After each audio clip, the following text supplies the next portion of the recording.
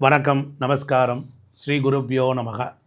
இன்றைக்கி நம்ம பார்க்கக்கூடியது நாம் பிறந்த நட்சத்திரங்கள், நாம் பிறந்த ராசி, இவைகளின் கர்ம வினைகள் எது, ஏன் நான் முன்னேற முடியவில்லை, என்னுடைய வாழ்க்கை ஏன் இவ்வளவு கசப்பாக இருக்கிறது, நான் வாழ்வில் வெற்றி பெற என்ன செய்ய வேண்டும், எது என்னை இழுக்கிறது, எது என்னை தடுக்கிறது, எவ்வளவோ பாடுபட்டாலும் முயற்சி செய்தாலும் என்னால் எந்த நன்மையும் அடைய முடியவில்லை, இதற்கு என்ன காரணம் என்கிற அடிப்படை தன்மைகளை பற்றி தெரிந்து கொள்வதற்கு நாம் டிஎன்ஏ அஸ்ட்ராலஜிங்கிற இந்த கர்மவினை ஜோதிடத்திற்குள் போவோம்.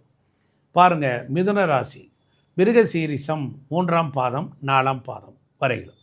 அப்போ இந்த மிருகசீரிச நட்சத்திரம் குருவின் கர்ம பதிவு பெற்ற நட்சத்திரமாக இருக்கிறது.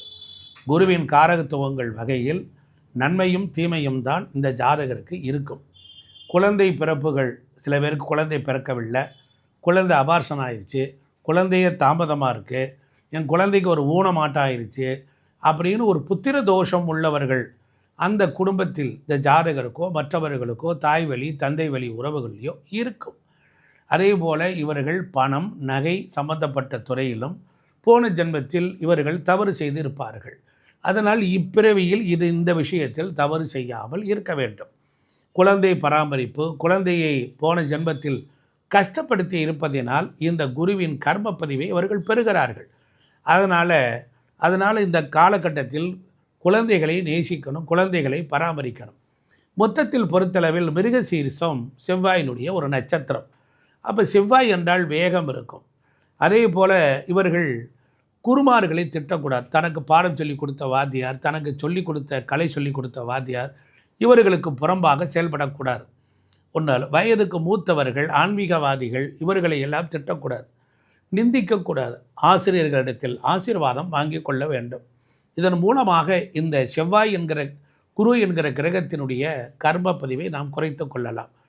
வியாழக்கிழமை விரதம் இருத்தல், தட்சிணாமூர்த்தி வழிபாடு செய்தல், இப்படிப்பட்ட சித்தர்கள் ஜீவ சமாதிக்கு வணங்க கர்மவினை குறையும். அதே போல் குழந்தைகளுக்கு மதிப்பு கொடுக்கணும். அதே போல் பணம், வட்டிக்கடை, பேங்கு இந்த மாதிரி சம்பந்தப்பட்ட துறையிலையும் இவர்கள் தொழில் செய்வார்கள். அடுத்தவர்களுக்கு வழிகாட்டினால் இவர்கள் நலமாக இருக்கலாம். மிருகசீரிசம் என்றாலே குழந்தை பிரச்சனை குடும்பத்தில் இருக்கும். பொதுவாக 5 வயது வரையிலும் உள்ள குழந்தைகளுக்கு கஷ்டப்படுத்தாமல் இருக்க வேண்டும். இதையெல்லாம் மிதுன ராசிக்காரர்களுக்கு. அடுத்து எடுத்துக்கொண்டால் திருவாதிரை நட்சத்திரம். இந்த திருவாதிரை நட்சத்திரத்தில் பிறந்தவர்களுக்கு இது சிவன் பிறந்த நட்சத்திரம் என்று பெரியவர்கள் சொல்லுகிறார்கள். இந்த திருவாதிரை என்பதே தற்கொலை நட்சத்திரம். இது சுக்கிரனுடைய கர்ம பதிவு பெற்ற நட்சத்திரம். அதனால் சுக்கிரன் என்றால் ஆண் மக்களுக்கு திருமணம் சார்ந்த பிரச்சனை. இவங்களாம் மனசுக்குள்ளோர கஷ்டம் வந்தால் அழுதுறணும். ஆமாம், பெண்கள் வகையில் சிறப்பாக வாழாமல் உள்ளவங்க அந்த குடும்பத்தில் இருப்பாங்க. அதே போல் தற்கொலை எண்ணத்தை தூண்டிவிட்டு கொண்டே இருக்கும். இவங்களுக்கு திருமணம் லேட்டு, திருமணமாகி வாழாதவர்கள், பெண்கள் வகையில் ஒரு கெட்ட பெயர் உள்ளவர்கள், இதெல்லாம் இயற்கையாகவே இருக்கும். ஆனால் இவங்க வாழ்க்கை சூப்பராக இருக்கும். எந்த வகையிலாவது இவர்கள் மேலே வந்து விடுவார்கள். அப்போ ஒரு ஆணுக்கு ஒரு பெண் வகையில் ஒரு பிரச்சனை வரும், ஒரு பெண்ணுக்கு ஆண் வகையில் ஒரு அசிங்கம் அவமானம் கண்டிப்பாக வரும். அதனால் கெட்ட பெயர் வரும். அதனால் கவனமாக நீங்கள் இருக்கணும். அடுத்து பாருங்கள், இவங்களுக்கு உறவுகள் வகையில் பிரச்சனை இருக்கும். உறவுகள் வகைகளில் ஏமாற்றாமல் இருக்கணும், அவங்கள கஷ்டப்படுத்தாமல் இருக்கணும். சில பேர் உறவுகளை கஷ்டப்படுத்திடுவான். ஆமாம், சுக்கிரனுடைய கர்ம பதிவில் இருக்கிறனால சொகுசான வாழ்க்கை வாழ்ந்துருவாங்க. அதோடு நிறைய வலியும் வேதனையும் இருக்கும். உறவுகளுடைய அன்பு திருப்தியாக இவங்களுக்கு இருக்காது. நான் என்ன சொல்கிறேனே புரிஞ்சுக்க மாட்டாங்க அப்படின்னுங்கிற வார்த்தையை சொல்லுவாங்க. யாரும் என்னையை புரிஞ்சிக்க மாட்டாங்க அப்படின்னு புலம்புறவங்க இந்த திருவாதிரையில் இருக்கவங்க. அதனால் அதிகமான அன்பை எதிர்பார்க்கக்கூடாது. பெண்கள் பாதிப்பு இருக்கும், காதல் திருமணம் இருக்கும். இப்போ திருவாதிரை முடித்த உடனே புனர்பூசம் நட்சத்திரம் அந்த மிதுன ராசியில் இருக்குது. அப்போ புனர்பூசம் அப்படின்னாலே சனியினுடைய ஒரு கர்ம பதிவு அங்கே இருக்குது. பாருங்கள், புனர்பூச நட்சத்திரத்தில் அவர்கள் 1, 2, 3 பாதங்கள் வரையிலும் மிதுன ராசியிலே இருக்குது. பெருசாக பலன் தராது. ஒரு கிரகம் இருந்தால் ஆரம்பத்தில் பலன் தராமல் பிற்பகுதியில் தான் பலன் தரும். ஏன்னா ராமருடைய நட்சத்திரம், இவங்கக்கிட்ட அபாரமான ஞாபக சக்தி இருக்கும். இவங்க ஒரு டயத்துக்கு முடிவெடுக்கவே மாட்டாங்க. இழுன்னு இழுப்பாங்க. வாழ்க்கையில் பணம் சம்பந்தப்பட்ட பிரச்சனைகளை மாட்டி கஷ்டப்பட்டு பிறகு தான் மீண்டு வருவார்கள். இவங்க குடும்பத்தில் பாருங்கள், அற்ப ஆயுளில் இறந்தவங்க இருப்பாங்க. இவங்க குடும்பத்தில் நீண்ட ஆயுள் உள்ளவங்களும் இருப்பாங்க. இவங்களுக்கு டயத்துக்கு ஒரு முடிவு எடுத்தால்தான் உங்கள் வாழ்க்கை சிறப்பு. சனியினுடைய கர்ம பதிவு அங்கே இருக்கு. தொழிலில் சர்வீஸ் பண்ணியே ஆகணும். சித்தப்பா வகையில் ஒரு பிரச்சனை இந்த குடும்பத்துக்குள்ளே இருக்கும். தொழிலில் பிரச்சனை இருக்கும். வயதானவர்களை கஷ்டப்படுத்தக்கூடாது. இப்படியாக இந்த மிதுன ராசியில் இந்த நட்சத்திரங்கள் இந்த கர்மவினை பதிவுகளை பற்றி பார்த்தோம். அடுத்தாப்பில் மிதுன ராசிக்காரருக்கு ஒரு ராசிக்குரிய கர்மான்னு இருக்குது. இப்போ பாருங்கள், இவங்களுக்கு தகவல் தொழில்நுட்பம் சிறப்பாக வரும். அதை பயன்படுத்தி தகவல் ரகசியத்தை வதந்தியாக பரவக்கூடிய ராசி.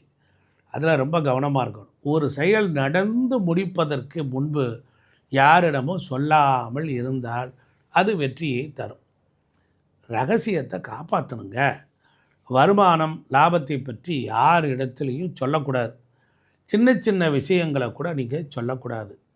தொழில் சார்ந்த ரகசியங்களை நீங்கள் சொல்லவே கூடாது. சரி, இதுக்கு என்ன பரிகாரம் அப்படின்னா, சுரக்காய் பரிகாரம். உணவுக்கு கோவிலில் அன்னதானம் நடக்குது அப்படின்னா சுரக்காய் வாங்கி கொடுக்கலாம். கொய்யா பழங்களை வாங்கி கொடுக்கலாம்.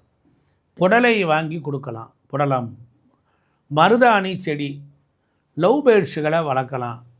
சிறு கடைகள் இருக்க பகுதிக்கு போய் வரலாம். பூணூல் போட்ட செட்டியார்கள், முதலியார்கள், அதே போல் பூனை, நாட்டுக்கோழி, ஆந்தை, பருந்து, இது எல்லாம் மிதுன ராசிக்குள்ளே வரும். இதுகளை துன்புறுத்தக்கூடாது. சிதம்பரம் நடராஜர் கோவில் வெகு சிறப்பு. திருக்கடையூர் அபிராமி அம்மன் கோவில் வழிபாடும் ரொம்ப சிறப்பு. ராமேஸ்வரத்திற்கு இவர்கள் போய் வந்தால் வாழ்வில் கர்மவனை கொத்து கொத்தாக குறையும். சுரங்கத்தில் வேலை பார்ப்பவர்கள், அதுபோன்று நரி போன்ற தந்திரங்களும் உண்டு. இசைக்கருவிகள் இவர்களிடத்தில் இருக்கும். இவர்கள் இரட்டைத்தன்மை உள்ளவர்களாகவும் இருப்பார்கள். இந்த ஜெமினி அப்படின்னு சொல்லக்கூடிய இரட்டை குழந்தைகள், இது மாதிரியான படங்களை வைத்தல், இரட்டை யானை, இப்படியாக வைத்து கொண்டால் வாழ்க்கையில் மிக உயர்ந்த நிலையில் இருப்பாங்க.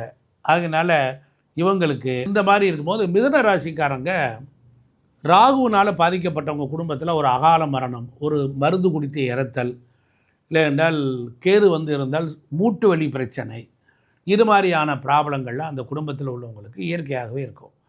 அப்போ நீங்கள் என்ன பண்ணணும் அப்படின்னா, மிதுன ராசிக்கு யோகத்தை கொடுக்கக்கூடியவர் அவர் திருப்பதி வேங்கடநாதன். அது மட்டும் இல்லாமல் குணசீலத்தில் இருக்கக்கூடிய பெருமாள். அதாவது ஒரு 6 மாதத்துக்கு ஒரு முறை குணசீலத்தில் இருக்கிற பிரசன்ன வெங்கடாச்சலபதி, அவரை போய் நீங்கள் வணங்கி வழிபட வாழ்க்கையில் பெரிய அளவு நமக்கு ஒரு முன்னேற்றம் கிடைச்சிக்கிட்டே இருக்கும். இது மட்டும் இல்லை, உங்களுக்கு மிதுனத்திற்கு பொறுத்தளவில் புதனே ஆட்சி கடவுளாக இருக்கிறார். மதுரையில் இருக்கக்கூடிய சிம்மக்கல் ஆதி சொக்கநாதர் வழிபாடு, அது உங்களுக்கு பெரிய நன்மையை கொடுக்கும். அதே போல் பெருமாளுடைய வழிபாடு, பெருமாள் கோவில்கள், பிரசன்ன என்கிற ஆரம்பிக்கிற இடத்துல இருக்க பிரசன்ன வெங்கடாஜலபதி, அந்த மாதிரியான தெய்வங்கள் நன்மை வரும். அதே போல் உங்களுக்கு பாக்கியாதிபதியே சனி பகவான் உங்களுக்கு கும்பந்தான் வருது. கோவில் கும்பாபிஷேகத்தில் ஈடுபடுவது, கும்பங்கள் வாங்கி தருவது, வீடுகளில் கும்பங்கள் வைத்து பூஜை செய்வது, வீடுகளில் சிறு இடத்தில் கோவில்கள் கட்டி ஒரு கோபுர விமான கலசம் வைத்தல், இது போன்ற பணிகளை நீங்கள் செய்ய நன்மை உண்டாகும். தொடர்ந்து தினந்தோறும் ராஜகோபுர தரிசனத்தை பார்த்து வணங்கி வழிபாடு செய்வது நன்மையை உண்டாகும். அதுபோல் உங்களுக்கு மகாலட்சுமி வழிபாடு மிகச்சிறந்த அற்புதமான நல்ல பலன்களை உங்களுக்கு அள்ளி கொடுக்கும். நேயர்களே, இது போன்ற ஏன் இந்த ராசியில் பிறந்து நட்சத்திரத்தில் பிறந்து நான் மீடேற முடியலைங்கிறவங்களுக்கு அதனுடைய வாழ்வியல் கர்மாவை சொல்லியிருக்கிறேன். அதுக்கு விடுபடக்கூடிய வழிமுறைகளையும் சொல்லியிருக்கிறேன். இதை கடைப்பிடித்து நீங்கள் வெற்றியடைய வாழ்த்துக்கள்.